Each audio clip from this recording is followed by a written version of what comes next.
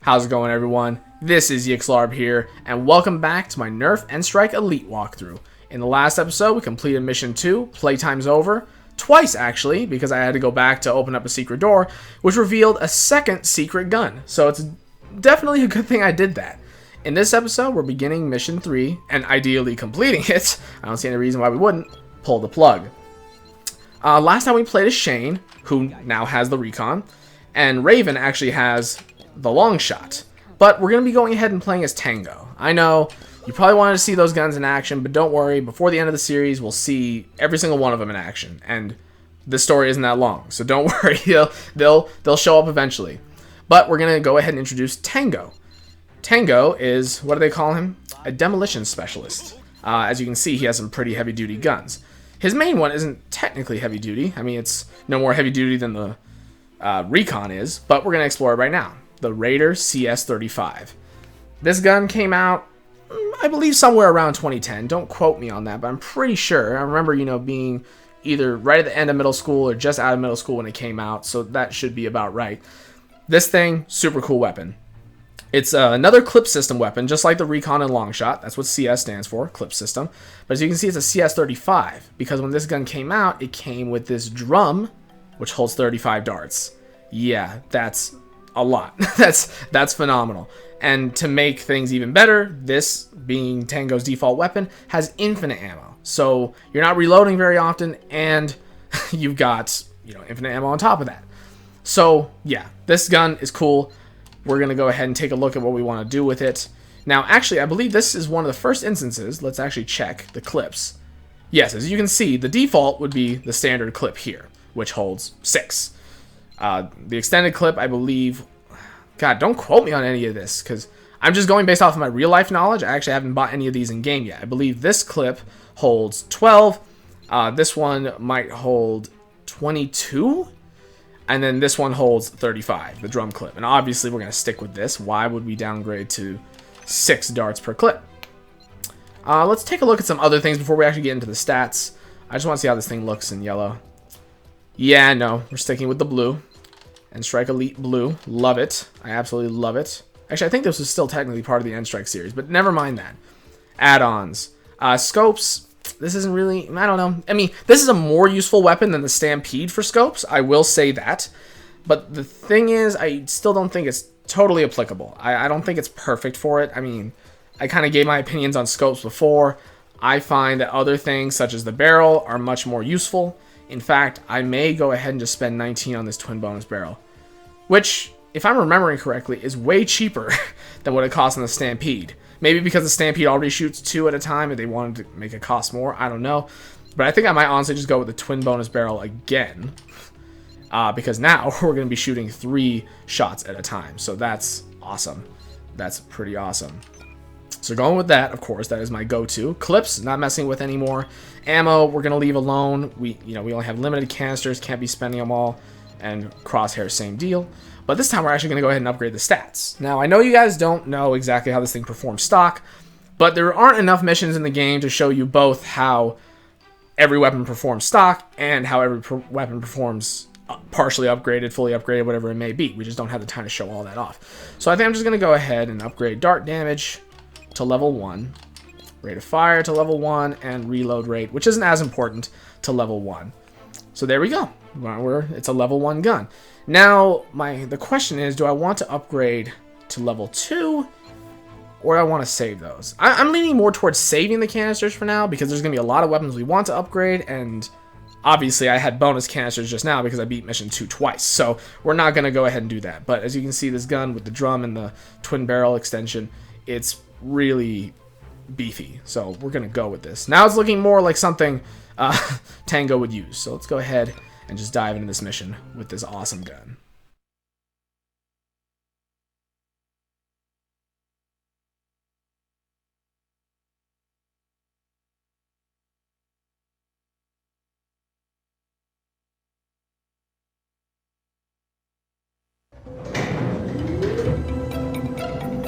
The security system of the hangar is linked to the power supply from the generators inside the dam facility. There's also a security barrier inside of the generator case. It should deactivate once you've knocked out the power by sabotaging the generators. Please identify yourself. Sorry, I thought he was going to keep talking for longer. I was like, I'll just wait for him. But here we are, just thrown right into the action with this awesome raider. Oh, yes. Here we go. You're going to let us in or what? No? Fine. Jackal, we've got a security door just ahead. Any chance you can disable it? Looks like it's a manual switch. If you can find the nearby security station, you should be able to open it from there. Please cease all hostile actions. That's so not going to happen.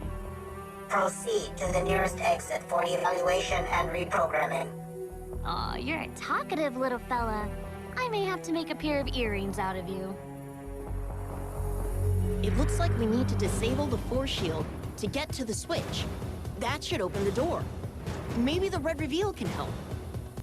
Actually, the red reveal is what you have to use. So this right now is telling me to shoot this white one. Let me reload. But I just want to show you what happens if you don't shoot the correct one. Let's shoot green.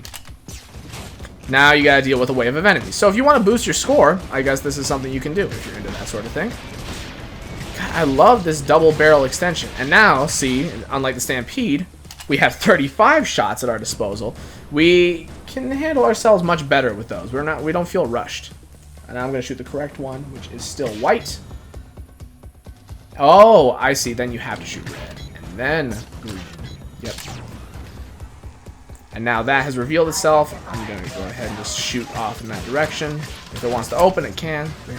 Ammo over here. Still have no use for it for obvious reasons. Okay, can you hit that, please? I swear. I have so much trouble with that sometimes. Aha, yes.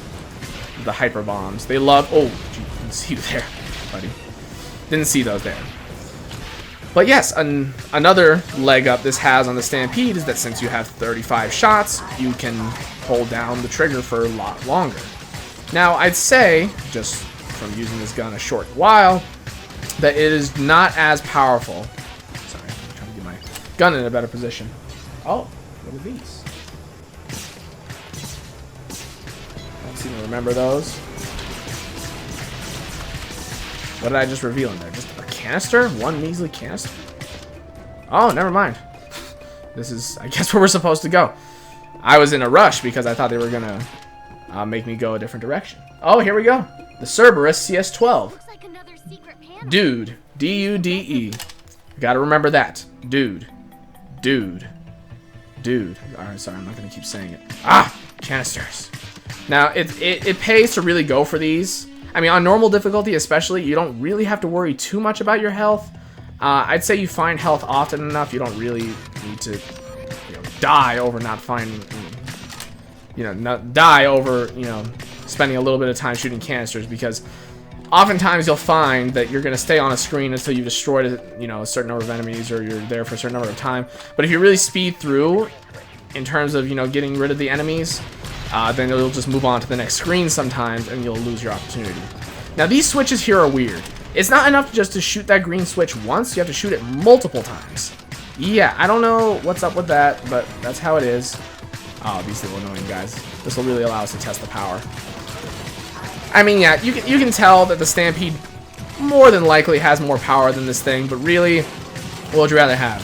6 shots of more power, or 35 shots of slightly less? Actually, I don't know how slightly less. Oh, Goliath and UB1. Rock, R-O-C-K. Alright, rock and dude. Rock on, dude. Gotta remember those. Rock, dude. And if I don't, I can always go back through the video and remember. And now, another thing. If you guys do happen to forget them, you can always look them up online. That's one thing. Or you can go back into the mission and get yourself some bonus canisters or something. It's not the end of the world if you don't get them this first try. Wow. Hyper bombs that don't appear out of space. They just are actually flying towards us and actually looking like missiles. There we go. There's a good thing. It's a good thing there's no accuracy reading in this game. Telling you how accurate you've been, because with the way I'm blasting, I would just be screwed. All right, here we are. Looks like we're gonna approach another one of these doors that you can only enter with the red reveal. Really? See, they're asking for 4 numbers. Wait, where'd you go? Oh, there you are. 0. Got another secret panel up here. Boom, boom, boom. 4. It's kind of weird doing this because I don't want to be too far away from the mic, but I have to, you know, move my head over here. So there we go. Aha! Extra. Okay, so canisters and ammo, which we don't need, but I'm going to shoot it anyway because that's the kind of person I am. So there you go. I mean, that kind of secret room, it's not progression related, so you can avoid those types of things, but you know, as you guys saw at the very beginning, you're going to deal with things that you need to get past with the red reveal pretty quickly in the game, in the first mission, in fact. So, here we go. Here's one of those hives. You shoot that, and then you gain access to a bunch of canisters. Get all of those. Great. Those must be the generators. Yep, they are. How'd you know? That Jackal was talking about.